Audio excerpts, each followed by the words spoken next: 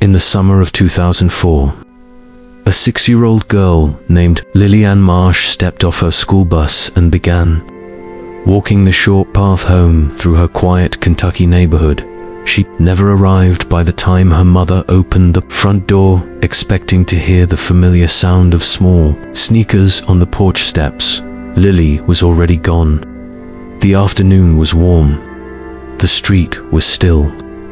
And in the weeks and months that followed, the people of Harlan County, Kentucky would search every hollow, every hillside, every forgotten corner of that green and quiet land, desperately trying to understand what had happened to a little girl who had simply been walking home. The answer to what happened that afternoon would remain hidden for nearly 20 years. This is the story of Lily Anne Marsh. Is a story about a small town that loved a child it could not protect. It is a story about a family that refused to stop looking, even when looking had cost them everything. And it is a story about a truth that sat sealed inside an envelope in the back of a closet for 19 years, waiting for someone to find it. Harlan County sits in the southeastern corner of Kentucky, tucked deep into the Cumberland Mountains. It is the kind of place that outsiders sometimes overlook and residents never quite leave behind. The mountains press in close on all sides. The roads wind and fold through narrow hollows and along creek banks that run fast in spring and slow to a trickle by midsummer. In August, the tree cover turns everything the deepest shade of green, and the air carries the faint, mineral smell of creek water and cool earth and wood smoke from the houses set back from the road. In 2004, the county had a population of just over 33,000 people. Most families had been there for generations. Their grandparents were buried in the same county where their grandchildren were being born. Coal had long defined the economy and the culture of the region.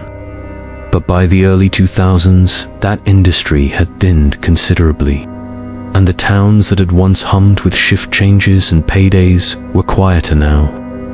The storefronts on the main streets had gaps in them where businesses used to be.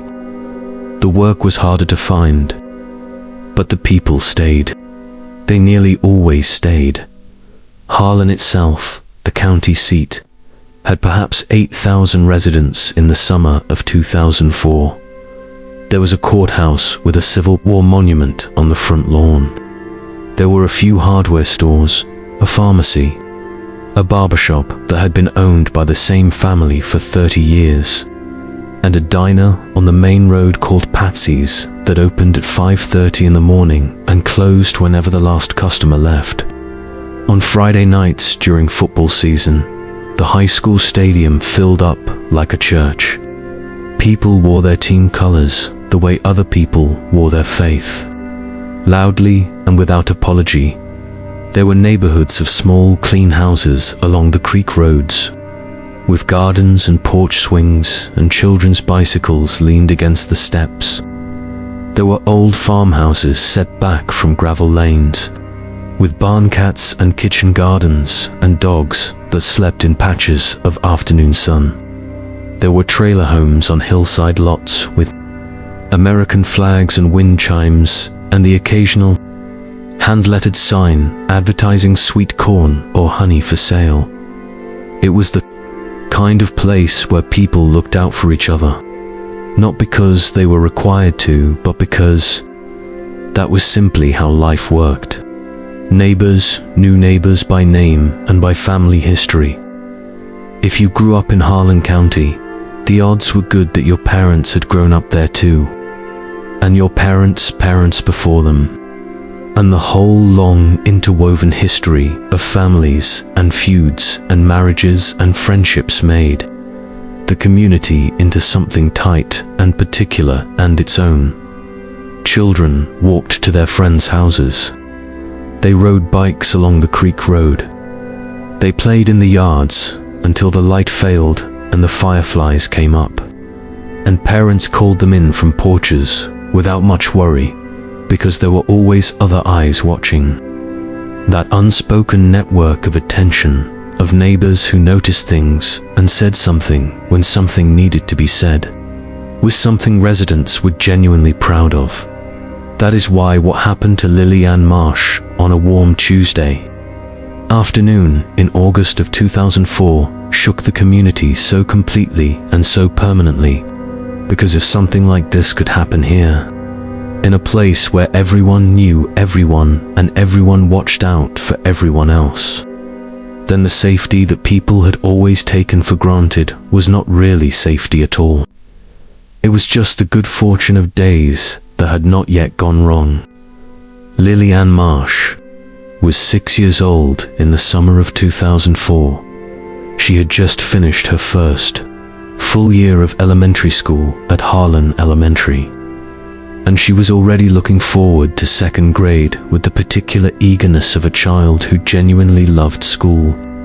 Her teacher from first grade, a woman named Mrs. Patton who had been teaching for 22 years, would later tell investigators that Lily was one of those children who made a classroom feel brighter simply by being in it. She was curious and unafraid to ask questions. She had a habit of raising her hand before she had fully formed her thought, which sometimes led to long and winding answers that her classmates found hilarious and her teacher found quietly delightful. She loved drawing animals in the margins of her worksheets, horses especially. She had recently become almost entirely consumed by a fascination with horses. After a family trip to a county fair where she had watched a riding demonstration from a fence rail, gripping the wood with both hands and barely breathing, her mother, Carol, had promised that once Lily turned 7, they would visit a working farm outside of town so she could ride one for the first time. Lily had been counting down to her 7th birthday for months. She had brown hair that she wore in 2 uneven pigtails because she liked doing them herself and had not yet developed the patience for her mother's more careful version. She had a gap between her 2 front teeth that her dentist said would close on its own in time, but Lily didn't mind it. She thought it made her look like her favorite character from a picture book her grandmother had given her. She had a laugh that was loud and sudden and slightly too large for her small body. The kind of laugh that made other people laugh without quite knowing why. She was small for her age, but quick. Always a few steps ahead of wherever you expected her to be. She climbed things she was not supposed to climb. She asked questions that required honest answers. She remembered things that adults assumed children forgot. She had one younger brother named Thomas, who was 3 years old that summer. The two of them had the kind of relationship that exists between young siblings who are close in age and temperament. A rolling mixture of fierce loyalty and constant aggravation. Lily had recently decided that she was personally responsible for teaching Thomas everything he needed to know about the world, and she took this responsibility with great seriousness. Thomas mostly tolerated her lessons and occasionally threw things at her. They were inseparable. She was, by every account from every person who knew her, a child who was deeply and genuinely loved. She was also, in the way of certain children, the kind of person whose particular brightness you noticed immediately and did not forget easily. Every family believes their child is irreplaceable. In Lily's case, the people around her seemed to feel it too. She was 6 years old. She had a pink backpack with a small horse embroidered on the front pocket. She had a gap-toothed smile and a loud laugh and a whole long life stretched out in front of her. And on a Tuesday afternoon in August, she walked off her school bus and into the worst story anyone in Harlan County had ever lived through. Lily's mother was named Carol Marsh. Carol was 31 years old in the summer of 2004. She had grown up in Harlan herself. graduated from Harlan High School, attended community college for 2 years before marrying Dennis, and had spent most of her adult life in the town she had always known. She worked part-time at the Harlan County Public Library, where she helped organize the children's reading programs and ran the Summer Reading Challenge. Every July, she was the kind of person who remembered the names of everyone's children and the details of conversations from months before, quiet and steady and very present in whatever she was doing. She was not a person who panicked easily. She was not a person who assumed the worst. She was the kind of mother who checked in but did not hover, who trusted her children within sensible limits, who would raise Lily to be careful without being afraid. She had talked to Lily about strangers. She had told her what to do if something felt wrong. She believed, as most parents in Harlan County believed in the summer of 2004, that she lived in a place where children were safe. Lily's father was named Dennis Marsh. He was 33 years old, a physically large man with a quiet manner that people who met him sometimes misread as coldness before they knew him better. He worked as an equipment operator for a road maintenance company contracted by the county, which meant early mornings and long days on the roads and hillsides of the region, operating graders and compactors and occasionally a small bulldozer on reclamation projects. He was meticulous about his equipment and unhurried in his manner, the kind of man who did things right the first time, because doing them twice was not something he was willing to accept.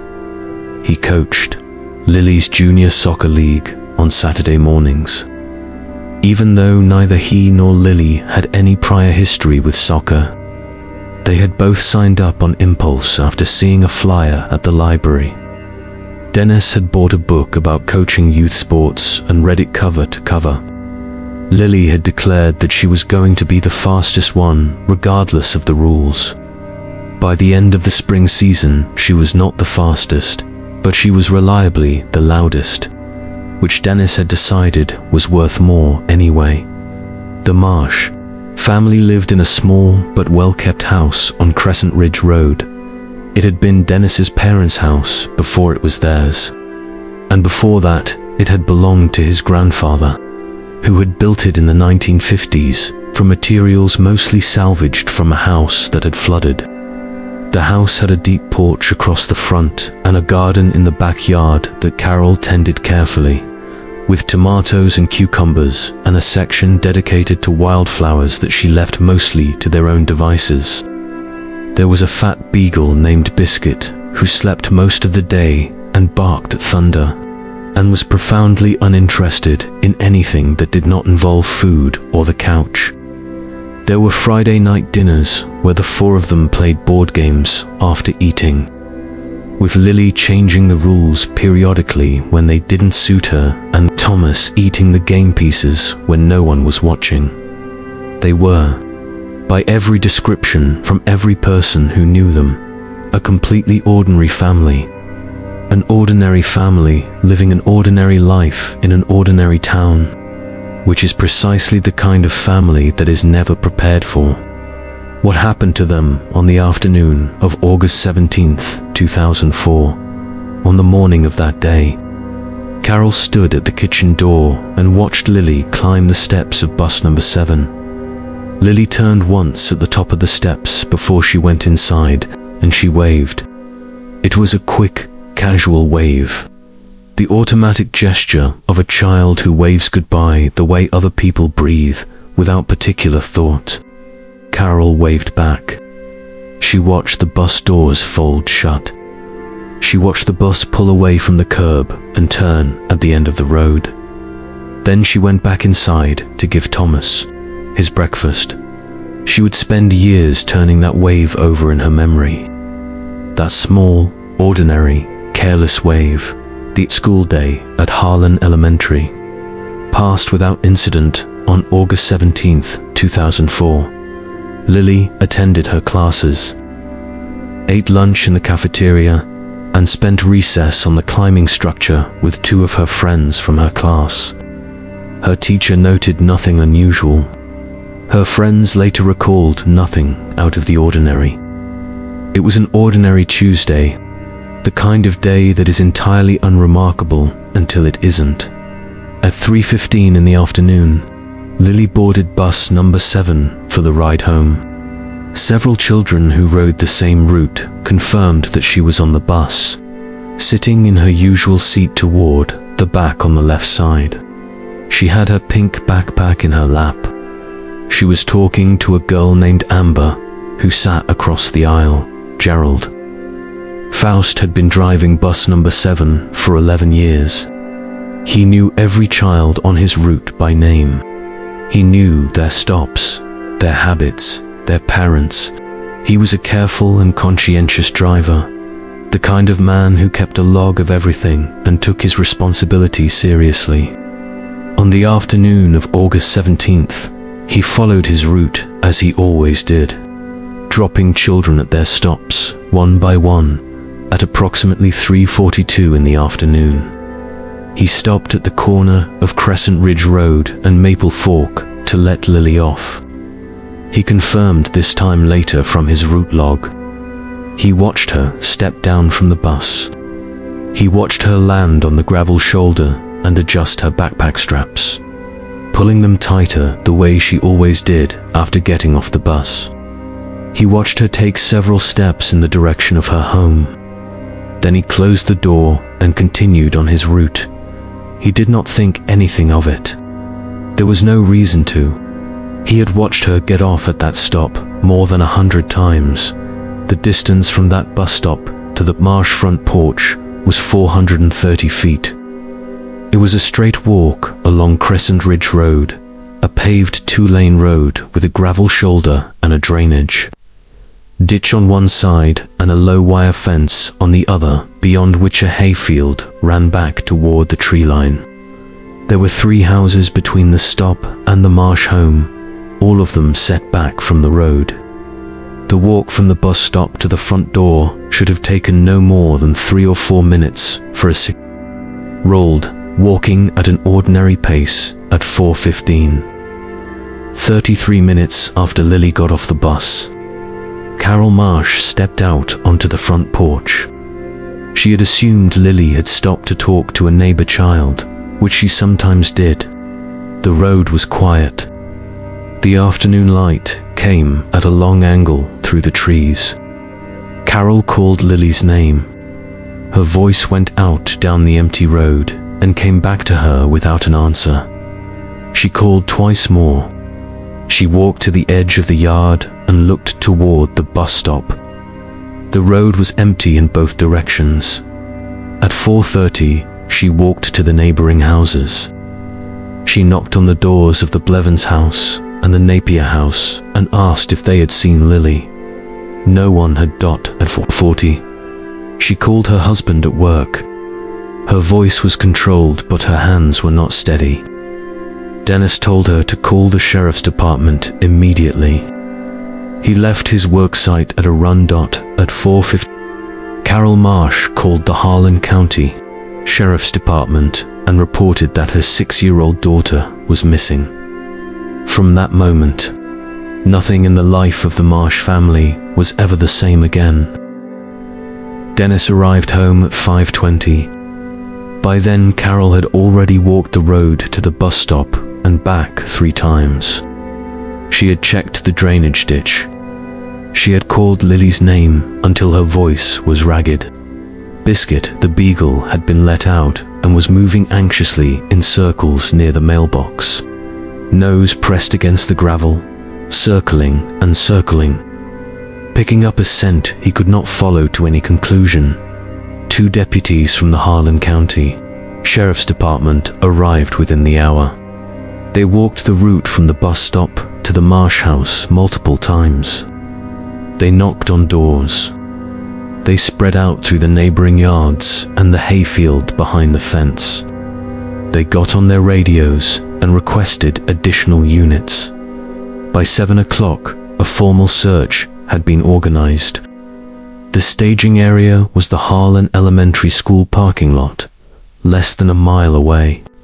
Volunteers arrived without being asked, the way people do in small towns when something has gone wrong. There were 40 people in the first hour. By 8 o'clock, there were more than 100. By the time darkness came down over the mountains, there were closer to 200 people walking the roads and tree lines of that part of Harlan County, with flashlights and calling a name that the hills sent back to them, unanswered, over and over. A search and rescue team from Bell County arrived with trained tracking dogs. A state police helicopter from the barracks in Hazard made passes over the area until the darkness made the flight unsafe. Dennis Marsh walked with the searchers until well past midnight, calling his daughter's name in a voice that grew quieter as the hours passed. Not from exhaustion, but from something that does not have a clean word in English. The particular change that comes over a person when they begin to understand, against every wish, that what they are looking for may not be found. Lily was not found that night. She was not found the next day or the day after that. The search continued in organized form for 11 days. Volunteers combed the mountainsides, the creek banks, the old mining roads, the abandoned structures, the thick tree lines behind the farms and homesteads along every road in the surrounding area. The sheriff's department worked every available hour. The state police sent additional investigators. Nothing was found. Lily Anne Marsh had simply ceased to be visible in the world, as completely and suddenly as if the afternoon light had swallowed her. What investigators would discover in the days that followed would reshape the entire direction of the case. Within 48 hours of Lily's disappearance, investigators had focused their attention on the 430 feet of Crescent Ridge Road between the bus stop and the marsh front porch. That short stretch of gravel-shouldered road became the most carefully examined piece of ground in the county's recent history. Two details emerged quickly. The first was a set of tire impressions on the gravel shoulder of Crescent Ridge Road, approximately 200 feet from the bus stop and roughly halfway between the stop and the Marsh house. An investigator named Deputy Ray Compton noticed a pattern of tire marks pressed into the soft gravel at the road's edge. The impressions were consistent with a vehicle that had pulled partially onto the shoulder, paused, and then pulled back onto the pavement and departed. They were fresh. They were not consistent with any of the vehicles regularly parked or driven along that stretch of road by the families who lived there. The impressions were carefully documented, photographed, and cast. The second detail came from a neighbor named Eunice Blevins. Eunice was 64 years old, a retired schoolteacher who had lived in the third house on Crescent Ridge Road for over 30 years. She was known in the community as an observant woman, the kind of neighbor who noticed things. On the afternoon of August 17th, she had been sitting in her enclosed front porch reading a novel. The porch faced the road, she told investigators when they knocked on her door that evening, that she had heard a car slow down on the road sometime between 3:45 and 4 o'clock. She had not paid close attention because a car slowing on a residential road is not, in itself, an unusual event. She had not looked up from her book. She could not describe the vehicle. She could not say with certainty how long it had paused. She thought she had heard the sound of a door, though she acknowledged she could have been wrong about that detail. Then she had heard the vehicle pull away and continue down the road. She had heard nothing alarming. No raised voices. No sound of struggle or distress. Just a car that slowed, paused briefly, and moved on. That detail, the terrible quiet of it, the absence of any sound that would have made Eunice Blevins look up from her book, would stay with investigators for years. Whatever had happened to Lily Anne Marsh on that road had happened without a sound that anyone noticed. It had happened quickly, in the space of an ordinary moment, in plain sight of houses where people were home and going about their afternoons. The case drew significant and immediate attention. Local television stations in Lexington and Louisville were covering it within 2 weeks. A national cable news program ran a brief segment. The National Center for Missing and Exploited Children added Lily's photograph and description to their database, which at that time reached law enforcement agencies across the country. A tip line was established. Calls came in from across Kentucky and from neighboring states. Investigators worked those tips exhaustively. They pursued more than 200 leads in the first 3 months alone. They examined every registered sex offender in Harlan County and in the 4 surrounding counties. They looked at delivery drivers who operated in the area, utility workers, meter readers, contractors, anyone who might have had a legitimate reason to be on Crescent Ridge Road that afternoon and a less legitimate reason for stopping. They looked hard at Gerald Faust, the bus driver. They looked at staff members at the elementary school. They conducted background investigations into the families of Lily's classmates and neighbors along the route. They looked at anyone who had expressed unusual interest in the case or the family. One man attracted particular attention in the early weeks.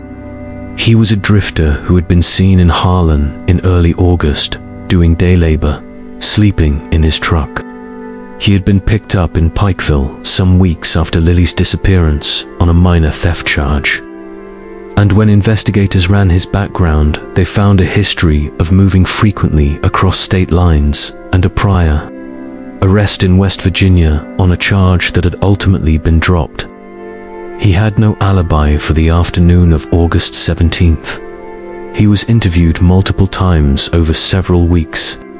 Investigators were thorough and they were persistent, but there was no physical evidence connecting him to Lily, no forensic link, no witness who could place him on Crescent Ridge Road that afternoon. After weeks of investigation, he was released.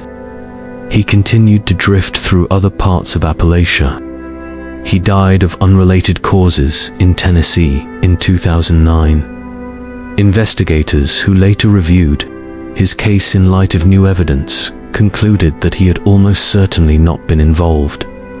The tip line went quiet. The leads dried up. The file grew thicker with dead ends.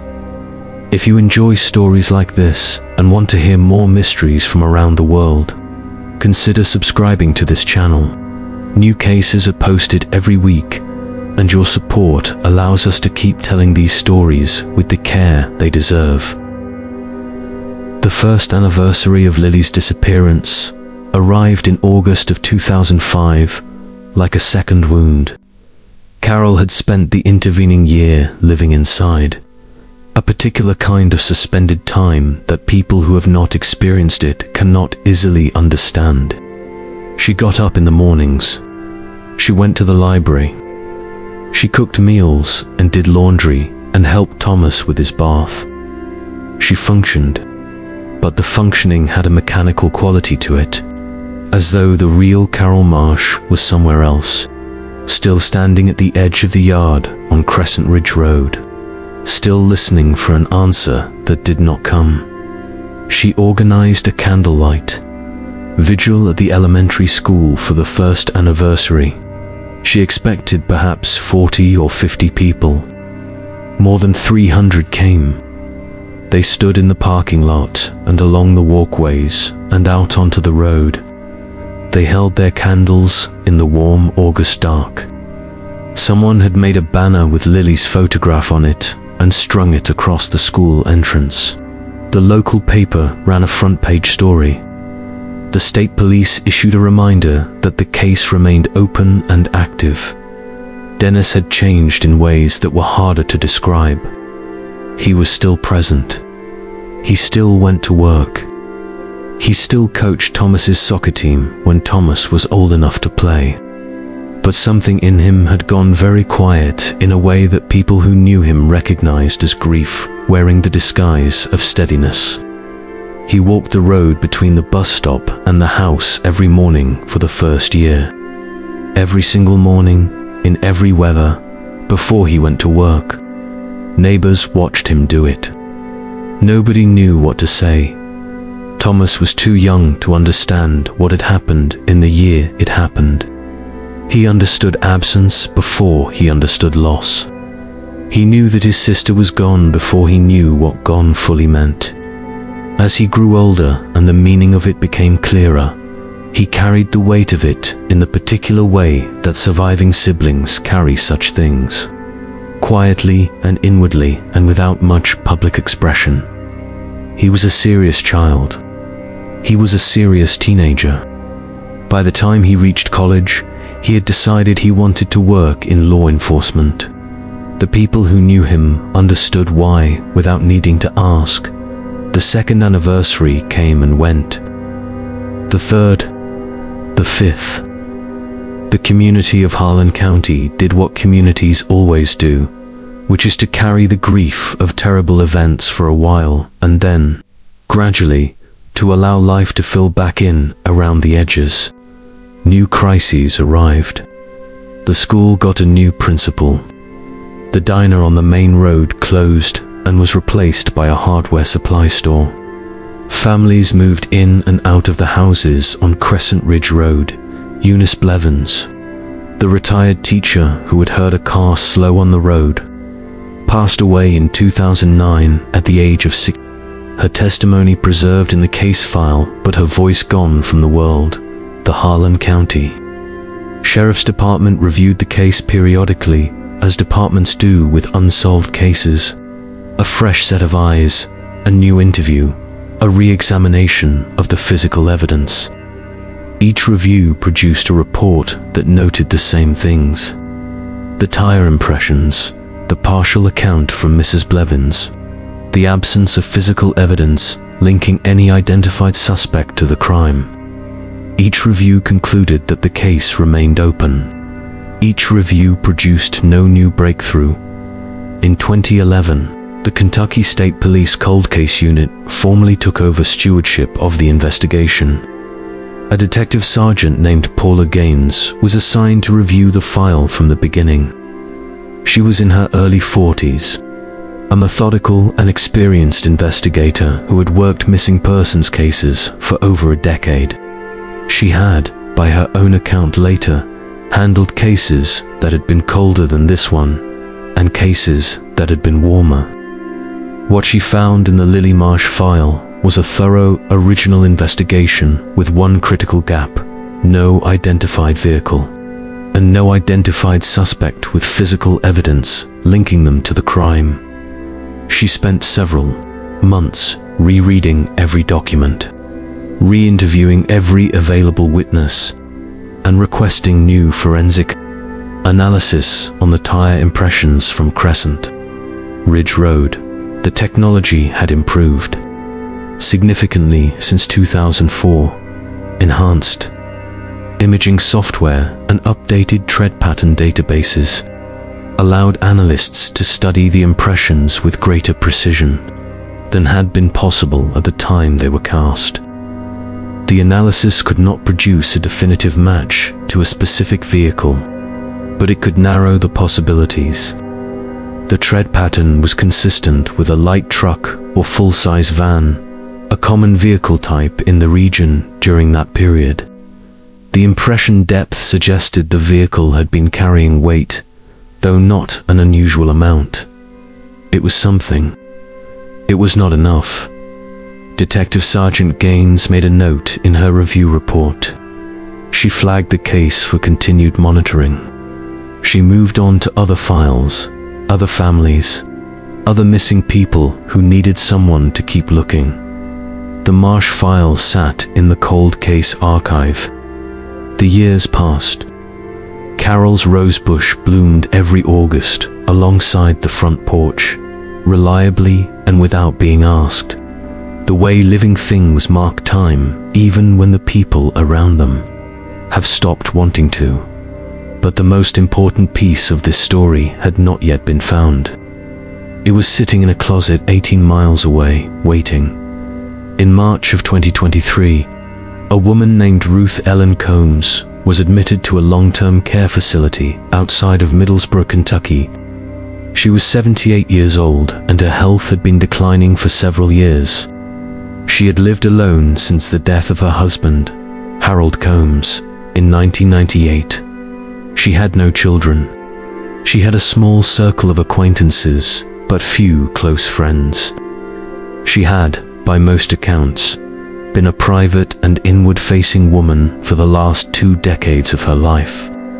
Someone who kept her own company and her own counsel and did not invite closeness.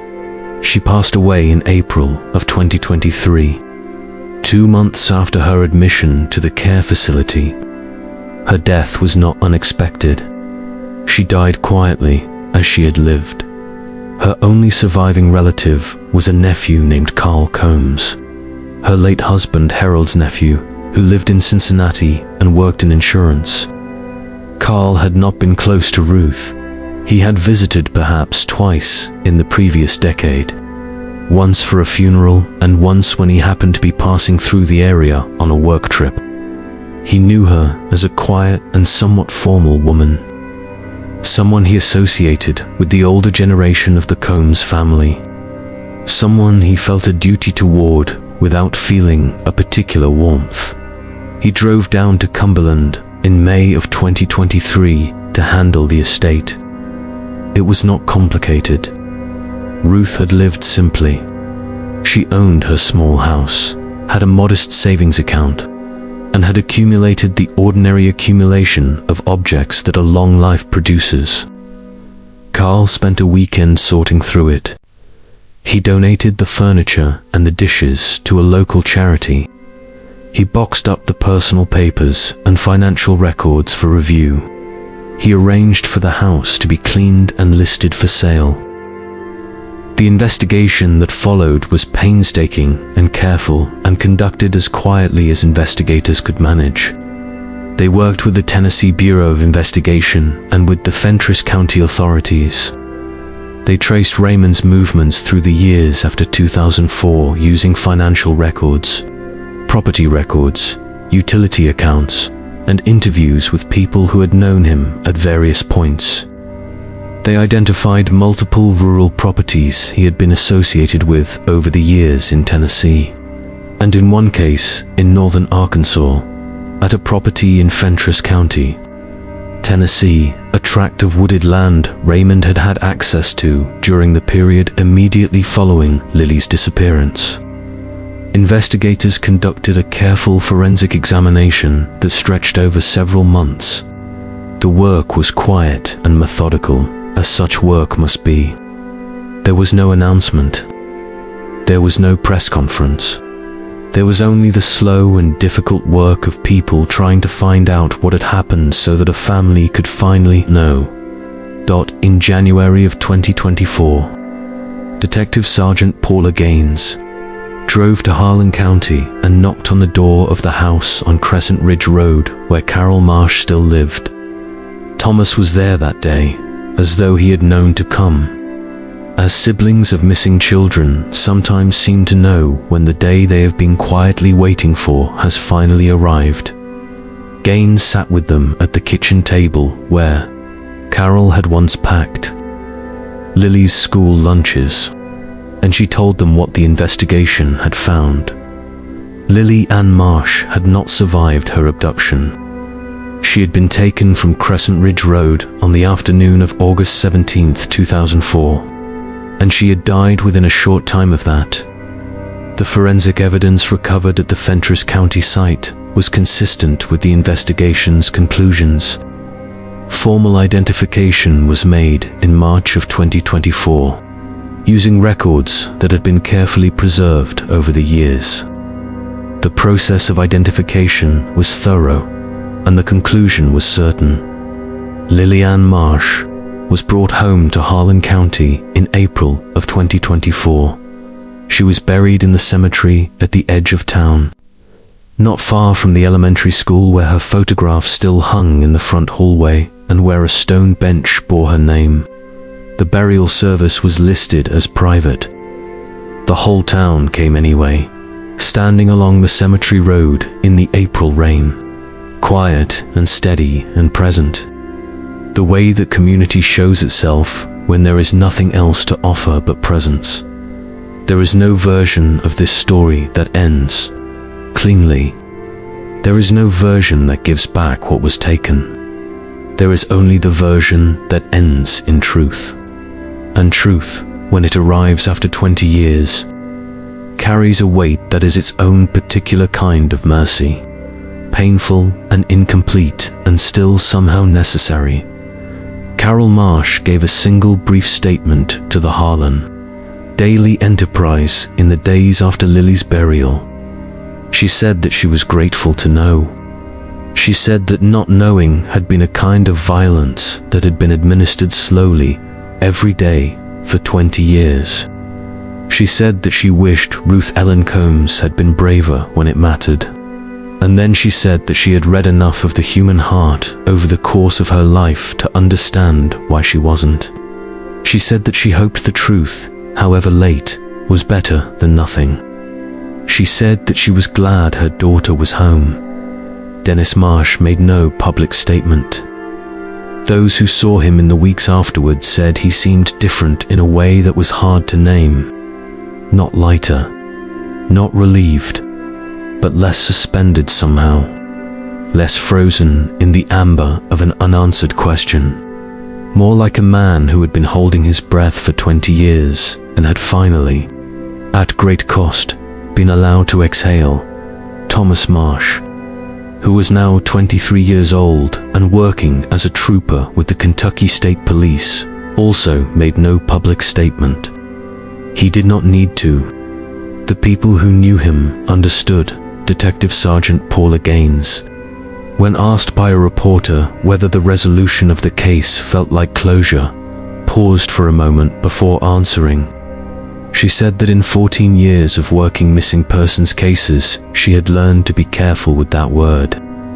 Closure suggested something that sealed itself, something finished.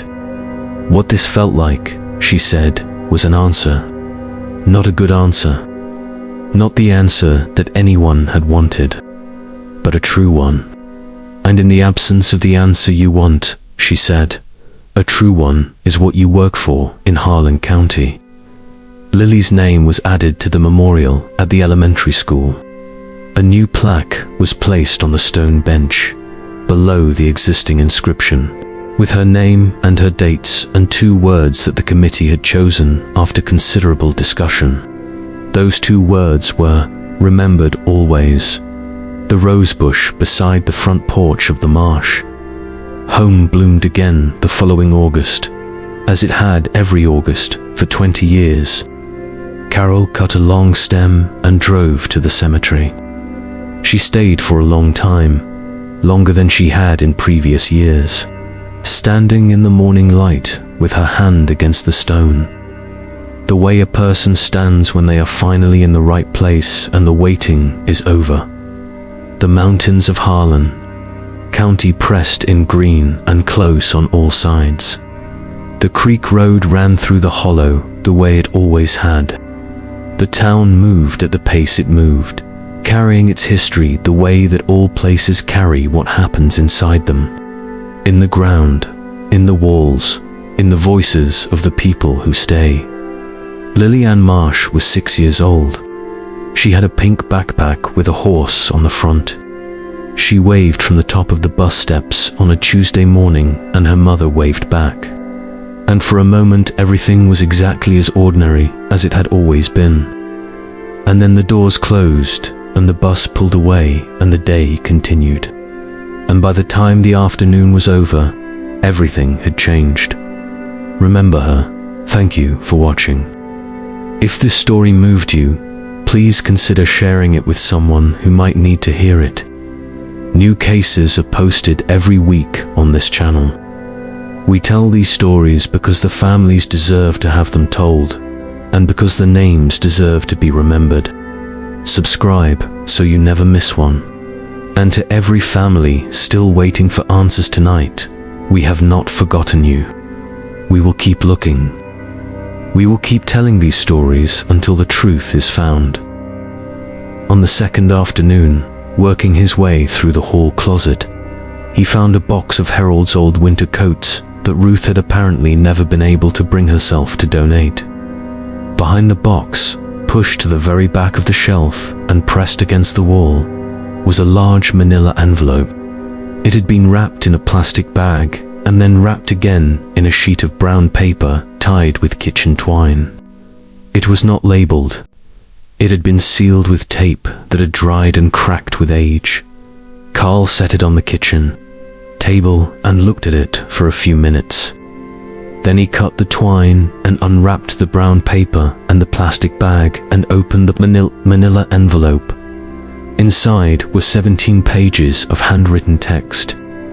They were written on plain white paper in a neat, small, controlled hand that Carl recognized immediately as his Aunt Ruth's handwriting.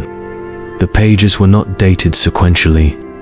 Each page had a date at the top, and the dates spanned from October of 2004 to November of 2019. The most recent entry was 4 years old. The earliest was written 2 months after Lily Anne Marsh disappeared. Carl read the first page. He set it down. He sat with his hands flat on the kitchen table for a long time. Then he read it again, more carefully, making sure he understood. He drove back to the care facility the following morning to ask if Ruth had said anything in her final weeks. She had not. She had been largely uncommunicative in her last month of life, drifting in and out of awareness in the way that people sometimes do at the end. She had died without speaking. Carl called the Harlan County Sheriff's Department that afternoon. He told the dispatcher that he needed to speak to someone about a very old missing persons case. He said he believed he had found something important at the time. The dispatcher who took the call had no way of knowing how important that call actually was. Nobody did yet. But within 48 hours, Detective Sergeant Paula Gaines had driven to Cumberland and taken possession of the 17 pages. Within a week, she had read them so many times that she had begun to hear them in her sleep.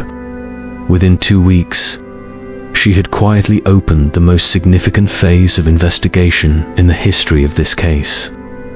The 17 pages, written by Ruth Ellen Combs, were not a confession in the legal sense of the word. They were something more complicated and in some ways more devastating than a legal confession. They were a document of guilt, a private record, written and rewritten over 15 years, by a woman who had known what happened to Lily Anne. Marsh Ann had never been able to bring herself to say it aloud to anyone. To understand what Ruth had written, it is necessary to understand one piece of background.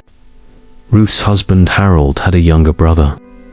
His name was Raymond Combs. Raymond was 12 years younger than Harold and had grown up in Harlan County, though he had left as a young man in his early 20s. He had spent time in several different states over the decades, doing various kinds of work, never settling for long in any one place.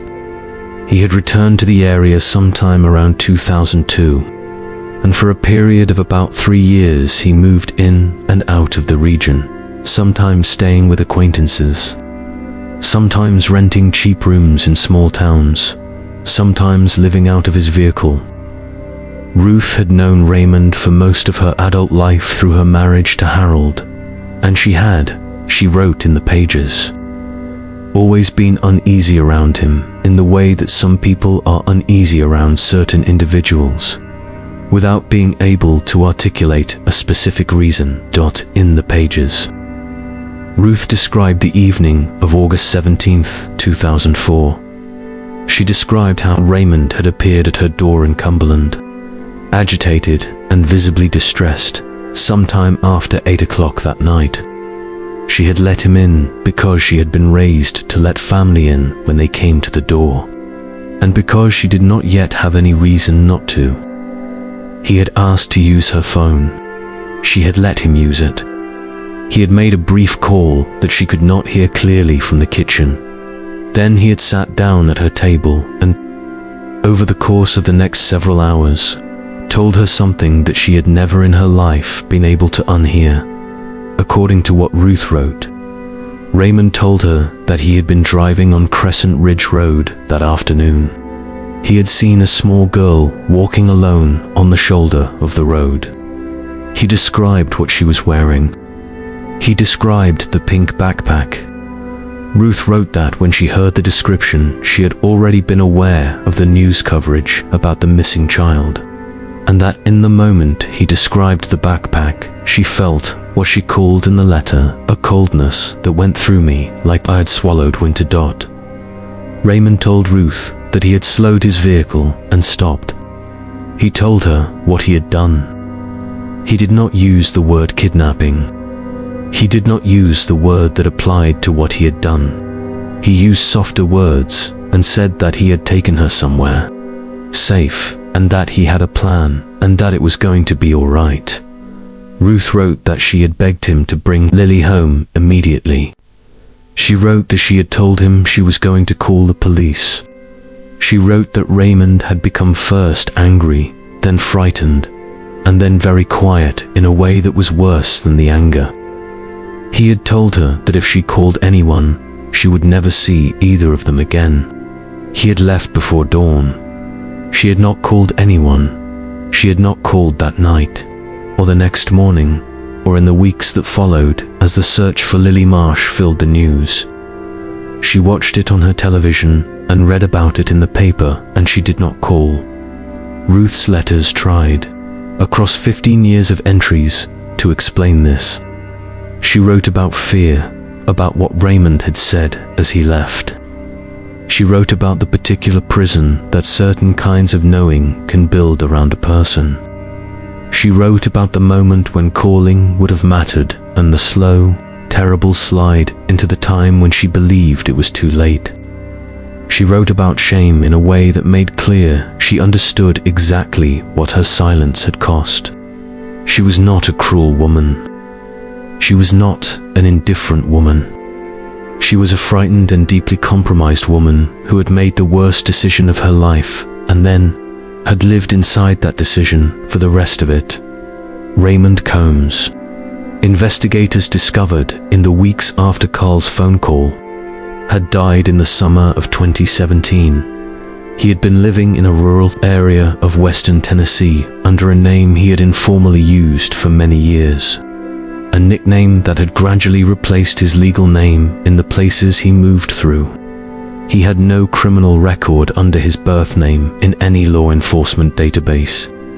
He had died alone in a small house he rented on a back road in Fentress County, Tennessee, of complications related to diabetes and heart disease. A neighbor had found him. He had been buried in a county cemetery.